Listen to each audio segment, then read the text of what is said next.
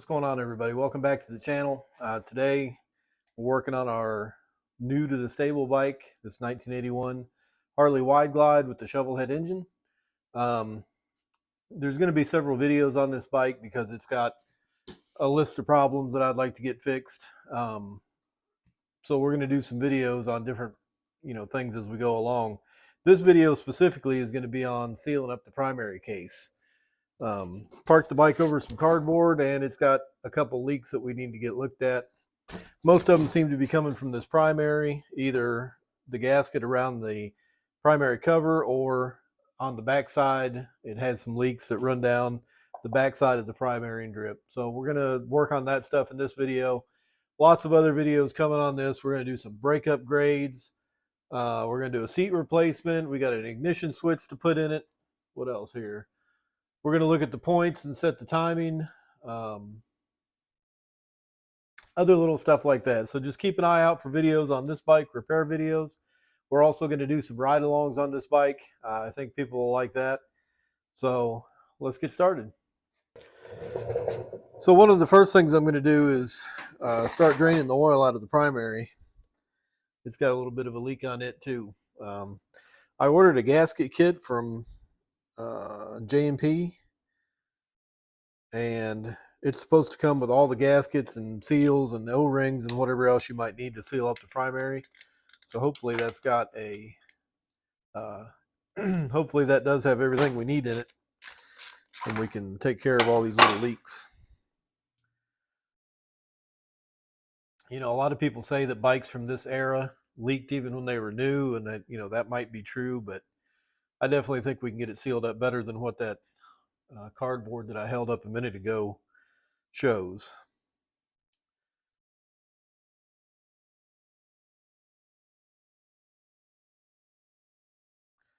So I got the drain plug out.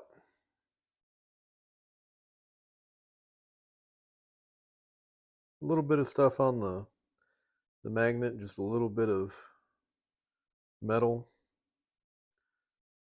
Looks like it was time to change this primary fluid. A little bit of metal on the magnet, nothing major, nothing out of the ordinary, I guess, for as old as this bike is.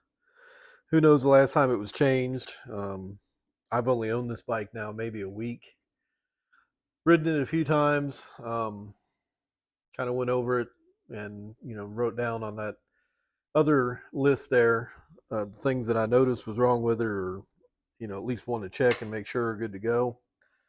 But this oil leak was definitely number one on the list. It's so bad that it's filled this chain cover back here. It's got oil all in it that drips out the back when it's parked.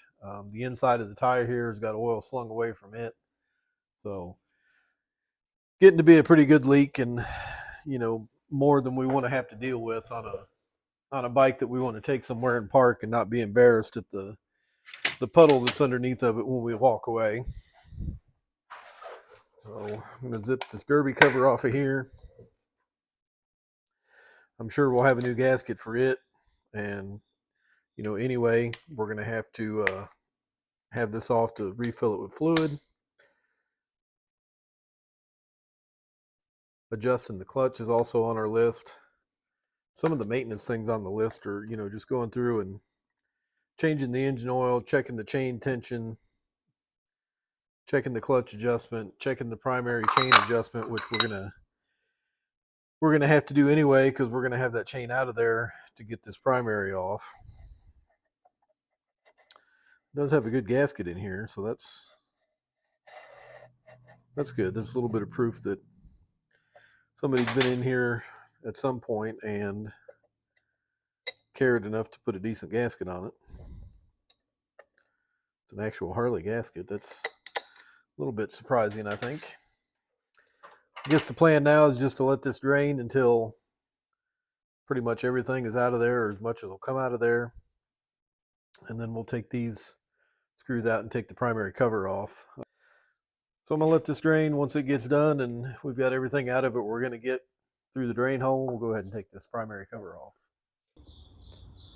So another thing we're going to have to do in order to get the inner primary off is to take the starter out. So to do that, I've already started on this side, taking the battery and the battery tray out.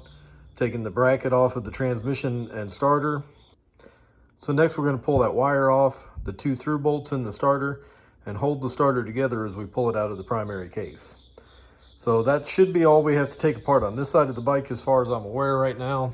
You may come across something here in a minute. Once we get the primary off that we've already talked about, the primary cover, we can go ahead and take the starter solenoid out of there as well. Okay folks, we have some updates. Starter's out of it. Pretty easy, just took those 2 through bolts out. Came out in one big piece, no problem. There was a nice surprise with that. It's got a sticker on the side of it that says, so it's an actual Harley starter. I would assume it's not the original, but you know, being 40 some years old, but who knows. So on this side, we've got the primary cover out. We've got the starter solenoid up here out. So the next couple things we need to do is lock the engine down with our locking block so that we can take the compensator nut loose, and we also need to get the clutch nuts off of it. Okay, the way you do that is you take this adjusting nut, loosen it up, take it all the way off. So you take the adjusting nut all the way off, get yourself a washer that's big enough to sit out here when you put it on, like this. Then you're going to put your adjusting nut back on and tighten the adjusting nut down. What that's going to do is it's going to compress these springs and make these nuts loose. These nuts are tight right now. So we're going to tighten this down, compress the springs, and then take these 5 nuts off.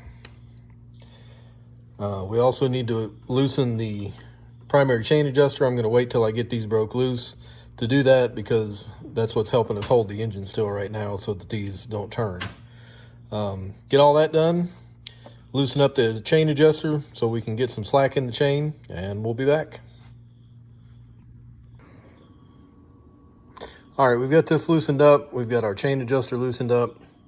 I've went ahead and captured the springs like I talked about earlier, took the clutch nuts off. So this assembly is just going to slide off here now, this pressure plate. Just leave it alone, leave the adjusting nut alone, pull it off in one great big piece.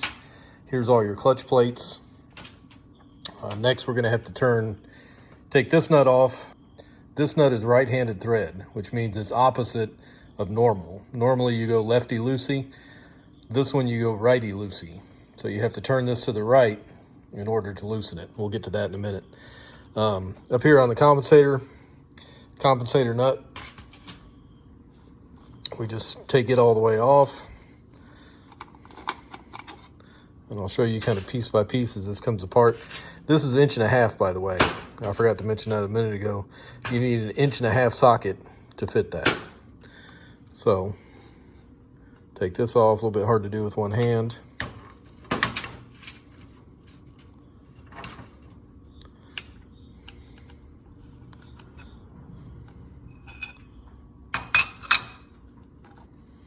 And that's how the compensator comes apart on a Shovelhead.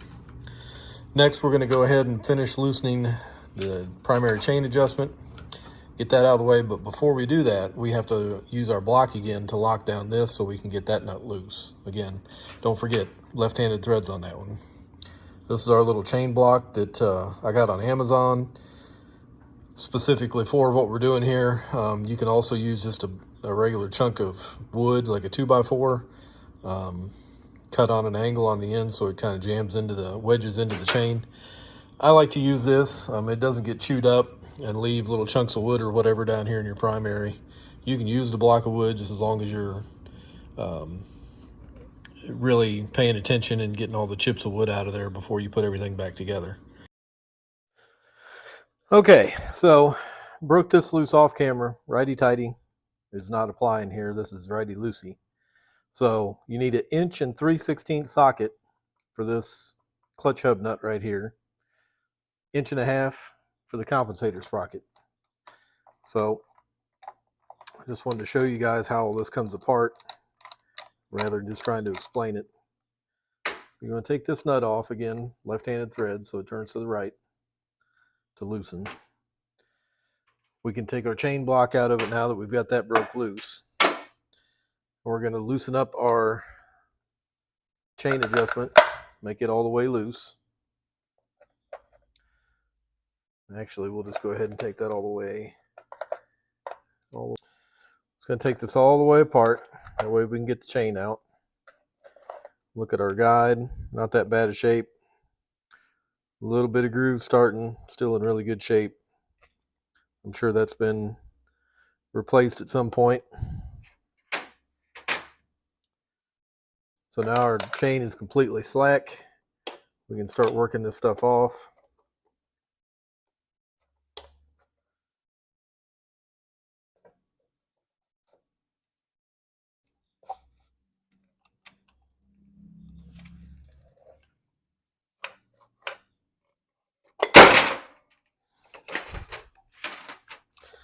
One thing I forgot to mention a minute ago, you want to make sure that this chain is going to be rotating in the same direction when you put it back on. So what I'll usually do, I forgot to before I took it off this time, is I'll take a paint marker and just put a dot somewhere here on the side of the chain that's facing me when it's installed.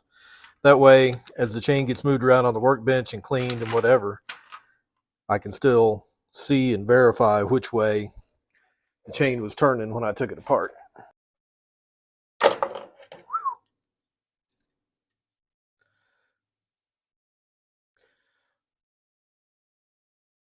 So that's all going to come off in one big chunk. We left this piece on there, but we can put it back in the clutch now. Should all come off in one big piece, or it's able to be taken off. So now we take these bolts out and our inner primary housing will come off. I don't know what was actually leaking behind here. Maybe the transmission itself's leaking. I'm not sure, but from in this area down on the back side of the primary is wet. So you can tell something in this area is leaking and running down, or maybe one of these vents up here is leaking and just blowing back. Hard to tell, but we're going to get it. All right, we've just about got all the bolts out. Got these two left. We'll see what falls apart here. Somebody's been in here before. That's not a factory bolt. These two bolts in the front have holes for safety wire. Didn't have any safety wire in it. So somebody's been here before. I don't know if they were trying to fix this oil leak that we're going after, or why exactly they were in here, but somebody was in here.